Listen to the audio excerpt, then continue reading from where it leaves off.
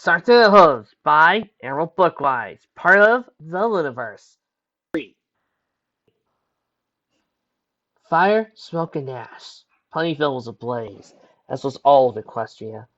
A mare coughed as he stumbled her way about the smoldering ruins. How had it come to this? Where did things go so wrong? She was standing outside the Ponyville schoolhouse. All was silent save for the crackling flames and the mournful weeping of a second mare. The first mare approached the second. He was bent over clutching a charred body. I failed them, the second mare wept. I failed them all. I should have been ready. I should have been better prepared. It wasn't your fault, the first mare tried to reassure her, even though the words fell hollow. We all tried our best. Our best wasn't good enough. Then we'll have to try again. We fight for whatever is left, and for those we hold most dear. Second mare let out a new wail of misery. They'll get it. There's nothing left. I failed them. I failed every pony. And most of all, I failed you. Failed me? First she was confused. No, not confused. She wanted to believe it. Wanted desperately to run away. To deny the truth. But it was too late. Though blackened and scorched, the still body Cheerilee Hill was undeniable and familiar. All was silent, yet the memory of the filly's voice stabbed Dizzy's heart. Mama. Beneath the ashy soot, she could make out a few tufts of a blonde mane. Mama. As well as the remembrance of a once pale lilac coat. Mama. The broken stub of a tiny horn. Mama. No. No. No, no, no, no. Mama. Dizzy sat up like a bolt, breathing in and out with heavy delivered breaths. But to her continued alarm, the nightmare refused to leave her ears. Her called out to her once more, but this time it was followed by the touch of a small hoof. Startled, the Pegasus pulled away in a flurry of flapping effortlessly, flinging herself over the other side of the bed and onto the floor. By spinning, Dizzy struggled to bring her eyes to focus. Her face towering above her in the bed above. Dizzy rolled the lens from the blankets. First she was confused by the unfamiliar room she was woken in. Where were they?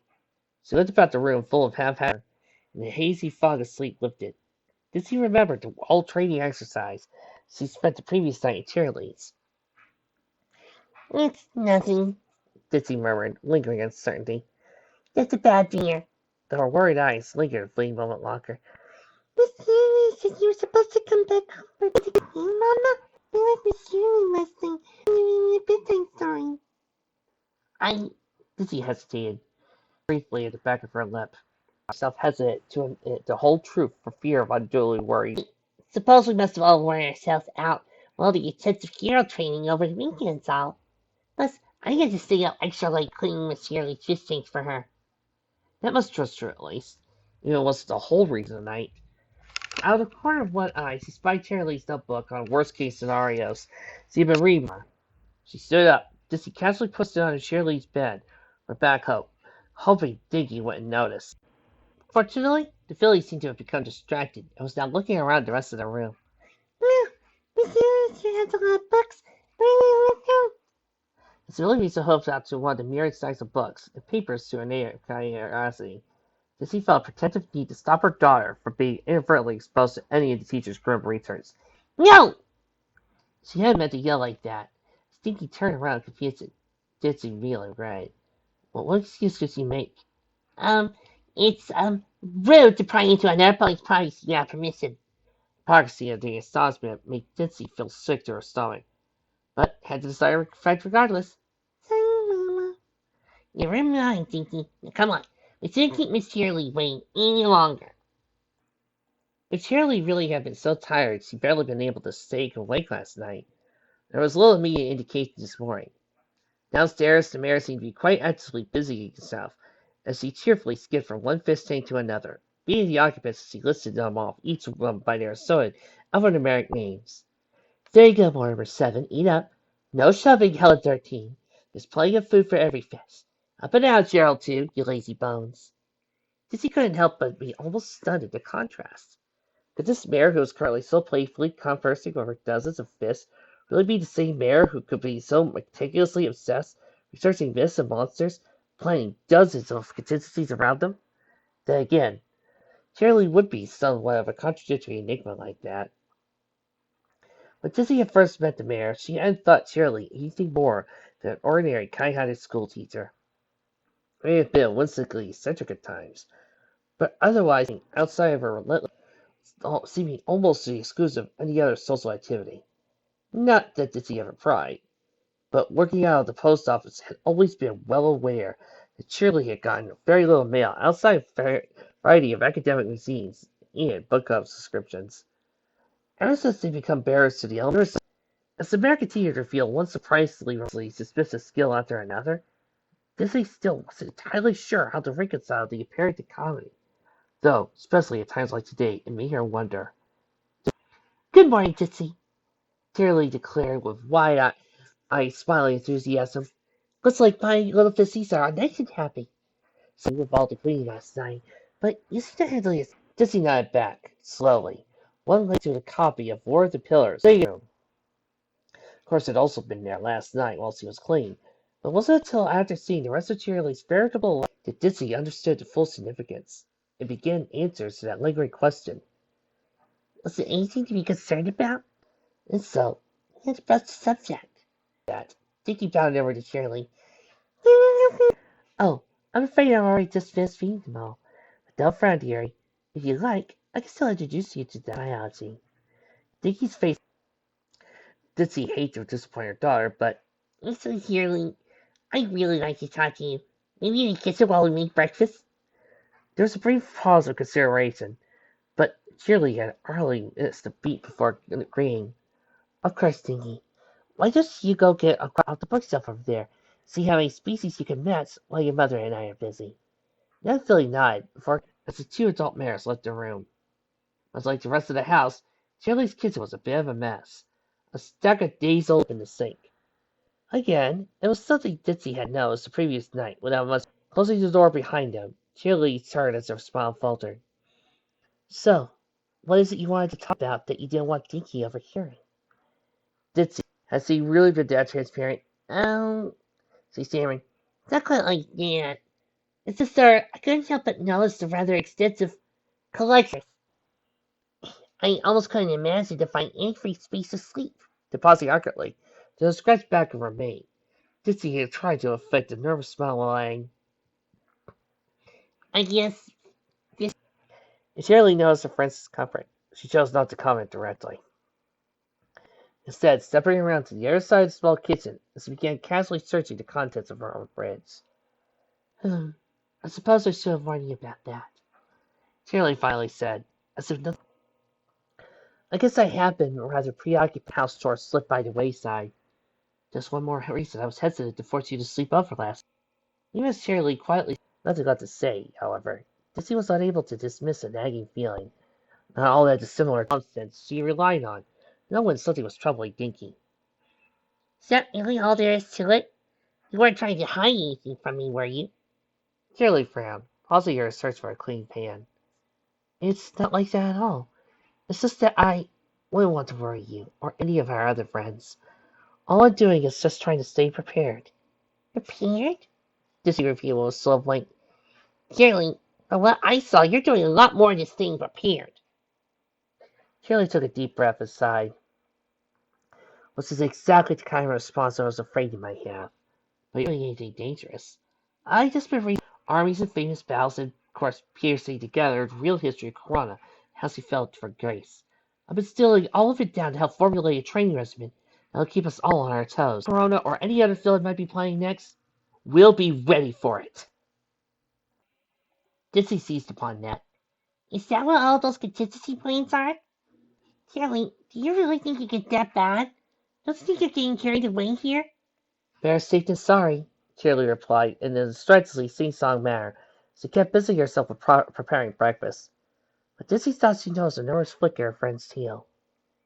Cheerilee, I've had nightmares just reading a hoofful of your notes. But for the looks of things upstairs, you've been writing hundreds. How have you not been freaking out? I don't have time to waste on idle dreaming right now, Ditsy. I had to figure out what the next step for our training is. Readily instincts kicked into high gear. As Cheerilee brought it up, Ditsy could clearly see the hints. There were bags under her eyes, while her combed mane and tail looked a bit frayed, matted in places. There was an undeniable weariness in her friend's posture, and yet, at the same time, also, Cheerilee seemed almost twitchy. Cheerilee, Dizzy pressed as she borrowed out her friend, have you been getting enough sleep?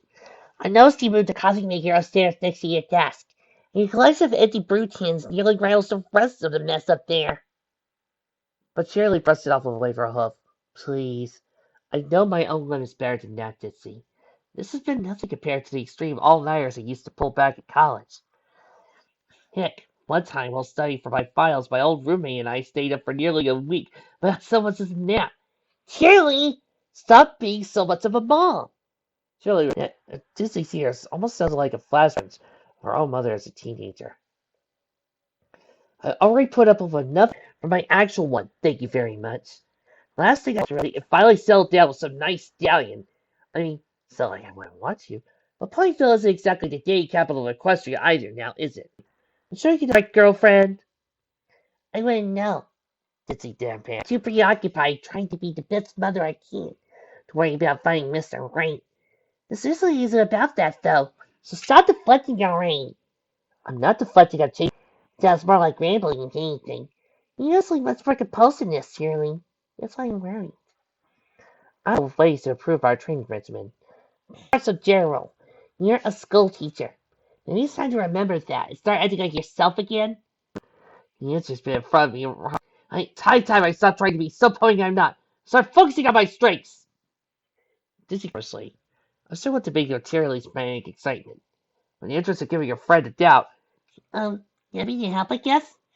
Help! Don't be so modest, Ditsy. You're a lifesaver.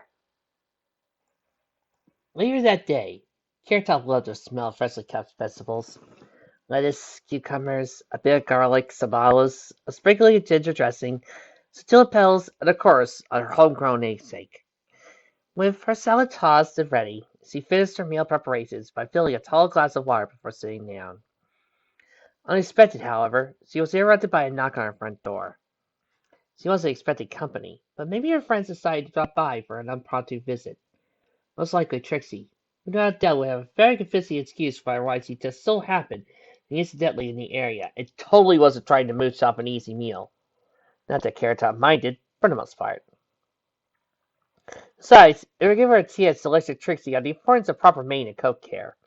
Even now, the traumatic memories of discovering her friend's all-in-one shampoo made Carrot Top shudder. The knock repeated, and Carrot Top called.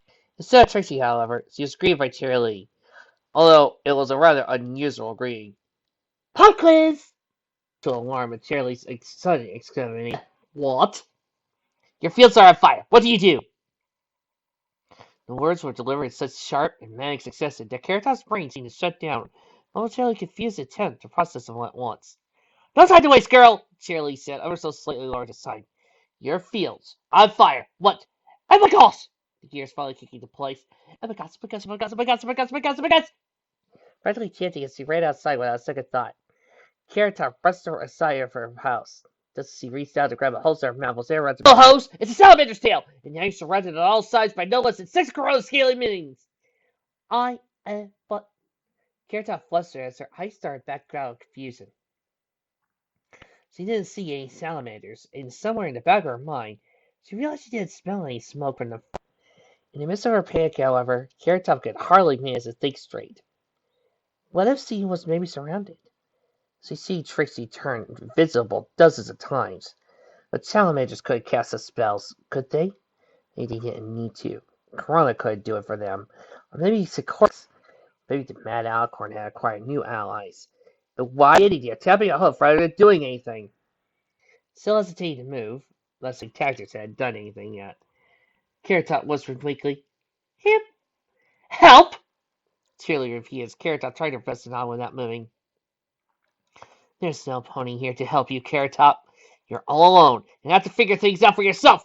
Quickly, 2, 1. Carrot Top taunted Eve as he jumped sideways. Good. Now you're right between the two where you're on your right. They're thrashing furiously with her front hooves in a faint attempt at hitting something, anything. Her hooves found only empty air, however. As gravity reasserted itself, Carrot Top soon found dirt, and her face went into the ground. Not bad. I'm sure it would have worked better if there had been actual salamanders to hit. I. Wait, Cheerilee, are you feeling alright? Me? I'm fine. Just fine. Everything's fine. Despite Fred's awfully cheerful declaration, Carrot Top wasn't very sure. Cheerilee's face contorted a soft smile as he stared obliquely, her left ear giving an occasional twitch. But enough back. Test? Exactly. So they're all enemies then. Invisible, you say? Cheerilee replied with pervasive eagerness. That's a good idea. Keep rolling with that. The next shouted Lyra over the familiar chime of the bell over the confectionatory was nowhere in sight, however. So Lyra just still no bonbon, but the stuff was warm and berries and greens lay strewn about, so she couldn't be far. Lyra carefully considered sneaking a taste of whatever her mare friend was making. You dare, Missy. Yeah, all right. Lyra replied to Bonbon's imaginary voice as he applied and muttered. Not even here she still managed to stagger me. Setting her Gatsby's cap full of bits from an afternoon spinning busking in the park on the table, Lyra saw a note pinned down by a heavy knife that read, Come upstairs and make sure you're alone. Lyra twisted the corner of her mouth in contemplation. It could be only one or two things. Either she was in very deep trouble, or she and Bonbon were about to have a whole lot of fun. Maybe a bit of both. She considered with a successful waggle of a brow. Fortune favors the bold, they say. And Lyra was pretty sure she hadn't done anything wrong lately. At least nothing Bonbon could actually pin on her. So she friskily bounced her way upstairs with a wide grin. Opening the door, she found her mare friend, tied down to the bed no less. A bit kinky for Tuesdays, but Lyra didn't mind. She didn't even try out to feel the ideas she had gotten from that secret stash of trashy romance novels she found under Raindrop's bed the other night. Now seemed as a good time as any. Oh, look who's been a naughty mare. Hi there, Lyra. Bonbon droned with an unusually poor acting, even for her. So glad you could finally join us. Us. Just then, the bedroom door slammed behind her as Lyra slung about and leaving her face to face with Cheerilee. Pop quiz! Lyra grimaced uncertainly as he looked from her seemingly overeager friend to Bonbon and back again. Did I miss something? Did we all agree a long time ago a threesome would be just too weird? Bonbon! Bonbon scolded. Get your head out of the gutter and finish the silly test already! Test? What test? I don't get it. Unless you've been thinking it all these months, my technique can't be that bad! Not that kind of test! Bonbon all but hissed, increasingly ignoring exasperation. Cheerilee began to explain. It's a role-playing exercise. Piranha or any other villain attack. I figured we all need an extra special training regimen to test our ingenuity, and problem-solving skills under unexpected circumstances. Lyra put aces straight across her hips. So, like a game then. Me versus you with the fair lady Bonbon as the prize. Bonbon can't help it, sweetie. Cause with being her tight, like I have a choice, Bonbon. Lyra applauding horn. Not every day you get to personally bear witness to Lyra Heartstrings, Night of Loyalty in action. The golden light. Lyra out of the air, strumming a dramatic chord before striking what was presumably supposed to be some kind of heroic pose. Bonbon sighed, voice dripping with sarcasm. Great. Early the next morning. Pop quiz! No! Raindrops tipped by a rain cloud that was due over the east orchards later. Pop quiz! No! Raindrops reiterated. What clouds were drifted apart later still. Pop quiz! Stress. Shopping cart. Finally, safe at home. Snails! Dinner time! Our brother's bedroom door. When the expected reply never came, Raindrops knocked again. Come on, bro! Mom made your favorite casserole. Don't want to get cold. Still no reply. Maybe he fallen asleep. Cracking the door open slowly, Raindrops peered in with caution, not wanting a repeat of last week's incident with a giant earwig. Instead, she found her brother's best friend, Snips, sitting on the bed. Those are so strange, but a slightly oversized pinstripe jacket and messy wine-brimmed fedora were a bit odd regardless. Snips, were you back home to your own family for dinner?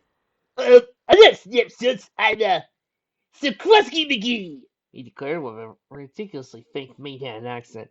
As he accidentally flipped the side, he should have been paying more attention as he completely fumbled catching it. The air coin bounced off the side of his hoof, rolled over the edge of his bed, and fell through a crack between two floorboards. Oh, shoot! The coat whined. That was the last of my allowance, and I was going to, you saw nothing, Toots. That means the ransom goes up. Raindrops let out an hesitated sigh, not really caring what nonsense her annoying little. Though the latter called her Toots one more time. Punching a smile, Raindrops bade steady appropriate thoughts. Oh, this ain't no. Raindrops stamped her hoof. Death Glare was interrupted Pete, crawling from between the floorboards and working her way up his leg. Sniff had bravely hesitated for fear of the Pegasus's infamous temper. He worked to shake the creepy crawler off her limb and some bravado. Huh, serves you right about that there brother of yours. You see, me and the boys need you to do us a favor if you want us to feed old Shellbutt to his own pest. Raindrops redirected her attention to the other.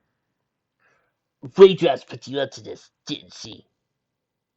I'm helping too! She heard Snails' muffled voice from the closet. Oh, come on, Snails! Moaned Snips, breaking character. You're supposed to be kicking Monster Hideout! Oops, sorry. Sis, please forgot you heard me saying anything. That's right, Toots, Said Sarah again. I said,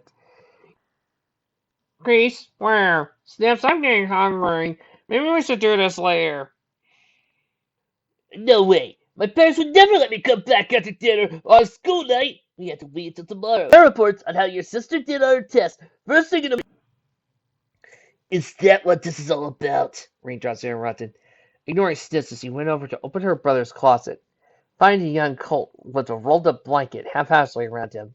Look, Snails, you know Mom and Dad don't mind you got that one D on your last report card. But mind you... That's because you got more than one D. And an F, too. Snails added matter-of-factly. Stipsy! You're supposed to be kidnapped anyway, remember? Alright, never mind. One hoof, a faint attempt at massaging away her rapidly mounting desire, yelled at the top of her lungs until Snips ran scurryingly away at home in fright. Look, I used to when I was your age, rather than playing these silly games. Oh, but studying's no fun, moaned the cultist finally. And then you get my grades up by the end of the week, or my dad's gonna cut my allowance in half. Sorry, kiddo, but Dennis still sucks the bricks. I know school might seem boring, but all that studying will pay off in the end. I guess you're right, but... Snips needed to perk up as he got a new idea. Hey, what about you need to study too? I don't follow. Well, Miss Cheerilee said this was all supposed to be a pub quiz. You know, make sure you're studying hard with all your hero training. Oh, no, you don't. This is completely different. Really? How? Yes, sis, how? Be quiet, Snails! Raindrop stepped at her brother's unhelpful helpfulness before kicking the closet door shut with a back hoof. You're still kidnapped. And facing the other next to his little colt. Well, you see, it's like, when you're grown up, well, fine. Let's get this over with. Ha! Snips declared, bravely slipped back to his supposed gangster accent. I knew you'd come around eventually, Toots. Plus it with that Toots crud one more time, and I'll drop you out the window. Hey, I'm clearing out what going on here, Toots. But Raindrops' Sir Expressive bore no reports, and Snips hastily corrected with an awful gulp. Miss Raindrops, ma'am. Better. Why's Cheerilee anyway, though? I think she said she was inside his closet. Oh, man. I wish we could be there instead. I bet there were all lots of cool explosions and stuff. Earlier, across town. Trixie flipped a page to the stack of forms on her desk as she continued to grossing herself in her official duties as representative of Luna's Night Court. Piggy Pie's asking for the extension of the whipped cream sales tax again. You know, Trixie, said Pokey Pierce, her secretary, as much as I appreciate you hard at work for a change, I really do think there might be more pressing problems at Hoof. Like, perhaps getting me down. The dull, blue-coated, white-maned unicorn stallion poked by the ceiling. Sitting on the floor next to him was Cheerilee, tapping a hoof impatiently. But as I already said, official Night Court policy is to never negotiate as long as my hooves are tied. But fear not, your sacrifice will be in vain. I'll petition the town council and write it to you in memorandum. Okay, you can cut it with the false melodrama. My hooves are tied, rather more literally at the moment, and the hooves are already starting to chafe. I'm surprised, Pokey. Weren't you the one who was complained after I am about how working for me, you're racist for this? I'm going to have to take drastic. Pokey's eyes went wide. Mayor's tone was so maliciously relaxed. He hadn't been this scared. Teacher says his attention is full. Please, Trixie, I think you mean it. Tell you what, I'll give you the rest of the day off with paid leave, so you and your girlfriend can run along. And girlfriend, That's the way you want to play this game? Fine! There's a thud as Cheerilee cut the end of the rope Pokey was hanging from, dropping the otherwise still bound and helpless Stein to the ground. No sense in boring your boss with all the gory details, though. Come on, lover boy, you and me have a date.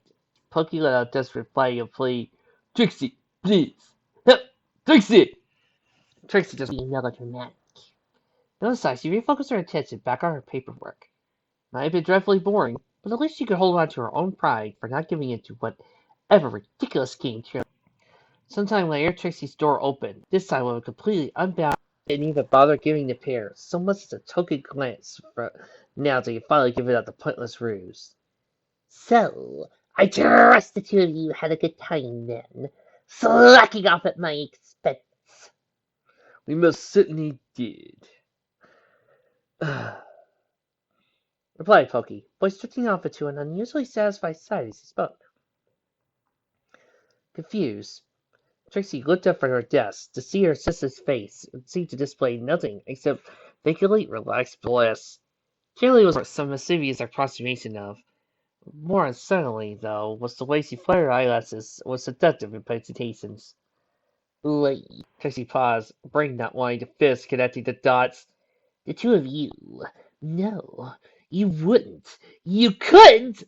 But we did, Cheerilee affirmed. upstairs. In your bed too, no less. In my... Trixie couldn't even process the words. Ha ha! Very funny. You almost had me fooled. Like that. He's... What can I say? Pokey interrupted flatly, as if his mind was clearly still someplace else. A talented man like Miss Cheerilee has a way of bringing any stallion over into new points of view. Trixie looked sharply from one traitor's pointing to another, before practically hissing, out. The both of you. Now! The four mayors gathered under the cover of noon, when most ponies retreated to their homes to observe the traditional superstition of avoiding Corona's gaze. But more importantly, when a certain schoolteacher would be preoccupied with tending to her class.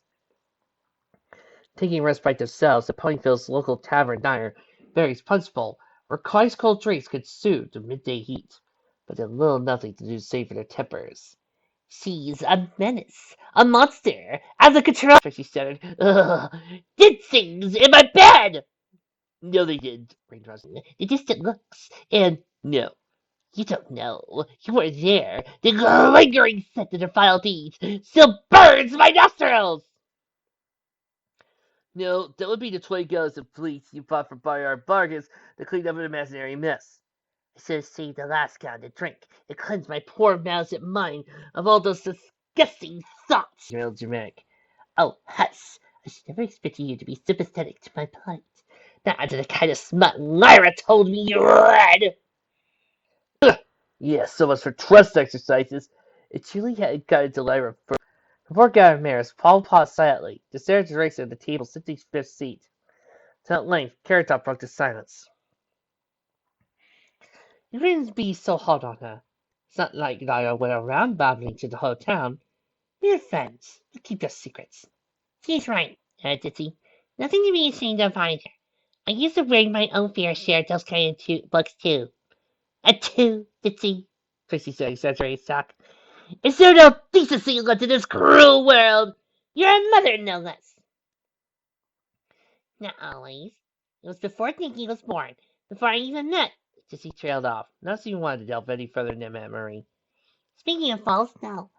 Ningras, you really should be more careful about leaving stuff like that laying around where your brother could accidentally find it. He's at an principal age. Right, because it's my fault the obnoxious little squirt rummages around in my room and under my bed looking for his pets. Besides, I wouldn't worry about him being all that impressionable. Ever since Lyra's visit, Dad's been trying to give him the old birds and the bees talk. But snails just keep turning into a tangent to talk about actual bees. Trixie set down the last of her house specialty. It was a lively mix of fruity flavors, though regretfully non-alcoholic at this time of day, due to Barry's strict only after dark policy. Still, probably for the best, as they all need. Girls, I think we're getting sidetracked. Cheerilee, but we can't let. We have to focus on our common enemy before anyone else ends up like poor Lyra did. Dizzy hastily spoke up. I don't think that's entirely fair. Cheerilee's still our friend too, and I'm sure she means well. She couldn't have ever meant for Lyra or anyone else to get hurt. Raindrops Trump. Easy for you to say. She hasn't got pestering you yet, so you wouldn't know what it's like to have her randomly jump out yelling "Pop quiz!" Under the table. They began frantically crying, I got my hidden alchemy kit from a pedal under the floor! She began listing off very exciting ingredients in her imaginary kit. Silent glances. Shortly, a blushing carrot top. Never defects! Hidden alchemy kit. Raindrops asked flatly. So who are you now, Pinkie Pie? Okay, I guess maybe hiding alchemy kits on other town would be very practical. Probably not, agreed Trixie. Though I can't really blame you considering it. I know there have been times when I wish I could get away with hiding secret bourbon stashes all over town, in case the bourbon raised his eyebrow. Couldn't you just use that summoning charm you copied for Lyra? Never tell poor bourbon, interrupted Barry Punts, or any quality alcohol. It ruins the flavor. Trixie nodded with a smug affirmation. A true connoisseur after my own heart. The dark mane and light-colored Fusum mare had some bearing of a fresh pair of tea. After refilling everybody's glass, he announced, Pizza should be finished in 5 minutes. Anything else I could get you all? Yes. Barry laughed. But you'll get over it, right? Asked Ditsy. Sure thing, so. Barry's answer was shrug, or maybe months. Months! moaned Carrot Top. Just a few days has left my nose frayed. You should have seen her during her wrestling phase as a kid. She and little Mackie dressed up as luchadors one nightmare night. Next thing anybody knows, Tears is swearing she'll never remove her mask until the two of them become the next equestrian tag team champs of the world. Mom and Dad couldn't get her to take that dirty old rag off for anything. Eating, sleeping, bathing, not even for school. Kinda missing the whole secret identity part in the process. But that's just the way Cheers has always been. Whenever she sets her mind to the task, she commits to it 110%. Like it's the only thing that matters in this whole wide world. You mean Cheerilee sound a lot like my daughter's new friend and is obsessed with pirates? Ditsy mused. So how do you finally convince her to take that mask off? We never did. She wore it non-stop until around heartwarming or so, till the stitches finally gave out and fell on its own. Probably a good thing our parents bought that costume out of bargain bin, rather than springing for the next model. Great! Trixie drawled. So what you're stuck with Drill Sergeant McPain and our flanks for the long haul, then? For any ordinary ponies, yeah. But you're the heroes who defied the hired sun, exposed to corruption in the night court, and probably saved all the equestrians, or dozens of solid times too. Being impossible odds is sort of your thing, isn't it? I don't know. Carrot Top sighed. Well, Stevie really never said to the back for all lip and worry. I mean, so enough, I suppose, but that's always been because we were lucky together, Teddy included. Raindrops nodded similarly. United we stand, divided we fall. Then maybe we shouldn't be defiant, answered Ditsy. Maybe we should support Cheerilee the way she's always supported us. You really think these? Trixie paused before continuing, so now to alarm Carrot Top again. Actually supposed to be supporting anybody? Ditsy tipped her head slightly. No, maybe not. It's just she seems so out of control with all her books and plans. Our soldiers, and she needed to start acting more like a teacher. Well, I somehow think that inadvertently inspired her latest pop quizzes shenanigans. Late. So, you're saying all this nonsense is your fault? I was only joking about the novels earlier, but this really is treason! Carrot Top reached across the table to pat Dizzy's up. Before eyeing Trixie, stop being overly dramatic. Bad enough we have to deal with that kind of attitude for Cheerilee right now, without further turning on each other. It's not like Dizzy's a mind reader, Trixie. She could have known Cheerilee would take things so Suppose you're right. So anyway, if we can't get to Cheerilee rationally for fear of her coming up with some new, even more insane contingency, hear her both of me then, as friends. Carrot Top proposed. That's how we pursue him through every other to be able to get through Cheerilee. So what then? Raindrops mused around dead. When Cheerilee starts taking things overboard to the extreme, she gets too focused on the big picture. First, I don't think any regular events is gonna work. If we all just try showing up our doorstep together, I'm pretty sure it'll only make Cheerilee double down and think it all the harder. I think you're right. Maybe I should just try talking to her woman. She drawled with sarcastic roll of her eyes.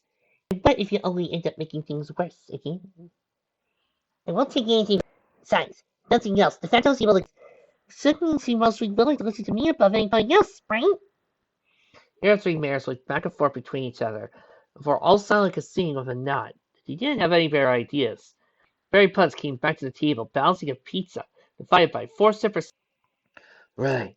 So who had the double Caroline's bananas with a side of Keaton's spice? That would definitely be Trixie. Later that night. Door.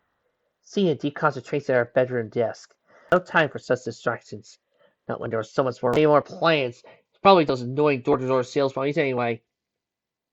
Solicitation like this would really be illegal, she thought absently. At the right approach, Princess Luna had told him all to keep her common folk were concerned. No pony liked being disturbed by some 2-bit hack. Surely the latest overpriced miracle product. It'd be doing every pony a favor if all those lousy swindlers were locked up and the keys thrown away. The knocking hadn't gotten away either. If anything, it had only gotten louder and more insistent. Almost as if, or maybe, it was just the migraines he'd been fighting. Cheerilee decided it was. Unfortunately, the pot in the heating plate by her desk was empty, and still had enough water into the jug under her desk to brew another. The last can of beans rang decidedly all precious time. She had to get up and reflect that sales pony had gotten the hint of a piece of her mind. Better yet, a piece of her hoof to her face. Opening a bedroom door, however, Cheerilee was startled to find Ditsy standing in the hallway, one hoof still raised and ready to knock again. Sorry, the other said. I don't like intruding, but the front door was open and, well, we really need to. Cheerilee shrugged with non-concern to talk about. Well, to start, these pop quizzes. The other girls put you up to this. Ditsy tried to think insolently, like one hug to her weary friend's shoulder. Good! Cheerilee retorted with beleaguered expression. They should be worried. Corona isn't going to defeat herself. I mean, worried about you, Cheerilee. You're just trying to keep us all on the tips of our toes. We keep it like this, someone's going to get hurt. Well, hurt worse, that is. Hey, I warned Lyra not to try that double backflip off her bedpost. Not trying to show off how at least now she knows better to try that stupid stunt like that in a real fight. Stop trying to sugarcoat this. Stop trying to avoid the issue and open up your eyes to what's really happening. What's really happening? You don't get it, do you? Cheerilee began to pace agilely. Wide open. Sure, I might put on a brave face, do my best to keep everyone in good spirits when we're out there in the field and things are most dire. It's hero stuff. It's not so game. Deadly bit serious. Really? Dizzy questioned. Now why have you only been testing the other girls? Why have you been avoiding me? Is it because I was the one who first confronted you about how deep you seem to be going? All these pretenses? Look, Cheerilee, I get it. You're scared. We all are, but this... Fight then! Cheerilee butted in, cutting Dizzy off. Pop quiz! Diggy's been kidding. Fine, Cheerilee. Of course it isn't, says she began circling Dizzy. Your daughter's life on the line. What are you going to do about it? Dizzy took a deep, standing breath. I stayed calm. Do what I should have done when those maniac gangsters tried to do that. Gathered up you, Trixie, and the others so we can make a plan. Together, as a team. Not bad option. What if you're away from Ponyville? Time is of the essence, and you can't wait for however long it would take for the rest of us to arrive. Now I go to the local constabulary, guard station to get professional help. It might be scary, but I'm not going to solve anything by flying off the handle again like I did last time. Stopping your circling short, Cheerilee got right into Dizzy's face. Really? That's awfully rational of you. I don't think you're taking this pop quiz very seriously. Maybe we need to update Hinty. No games already for talk. This is a game. Dickie's been kidnapped, but not just by gangsters this time, or even Corona again. No, this time she's been kidnapped by the cult of T-Rex. Cheerilee, I think you're taking this too far. What would a cult of T-Rex even want with Dickie in the... We both know she has the potential to be a magical prodigy. Sure, she hasn't learned to control it yet, but I'm scared when she isn't careful about levitating things. So let's see your point, Cheerilee. Let me spell it out for you. Cheerilee said, almost proceeding to emphasize each of her next words, pressing on Titsy's barrel. Almost as if the man were trying to use those words like a knife stabbing the heart. They want her magic. He wanted to use her as a vessel to resurrect their dark lord from his retirement prison. As a shiver ran up down her spine. Yes, no, this is serious, silly. Cheerilee, are you even listening to yourself? Sound more like you're trying to tell us a spooky campfire story. Now who's deflecting? We fought gods and dragons and abominations. Literally anything is possible in our line of work. Digging deep into the powers granted to me by the elements of harmony, I transformed into an avatar of pure kindness, allowing me to pierce all witnesses' hearts. That's not how the elements of harmony work. And how are we supposed to... I thought you said anything is possible. Cheerilee let out a single agitated snort. Stop treating this like you were some fool on the playground. Just speaking of abilities as we go along. And start taking things seriously. Your daughter has been kidnapped. What do you do? Enough already. You're all alone. No friends, no magical artifacts. What do you do? Said stop. The ritual's already completed. Dinky has been possessed by T-Rex. If you don't act now, or soon, even your very soul will be corrupted forever. Don't like where you're going with this. Time is short. You're all out of alternatives. Save the blade of a cultist's knife by your hoof. Cheerilee, you can't really. What do you do, Ditsy? The link has to be severed before it's too late. Before there's nothing left of the pony Dinky used to be. The fine piece of the veil. What do you crack? The words cut off before Ditsy could finish. Cheerilee fell to the floor with dizzying thud as the whole world went black behind her. Alone in silence, Ditsy was left staring between the crumpled floor and the friend she just punched. And her own hoof.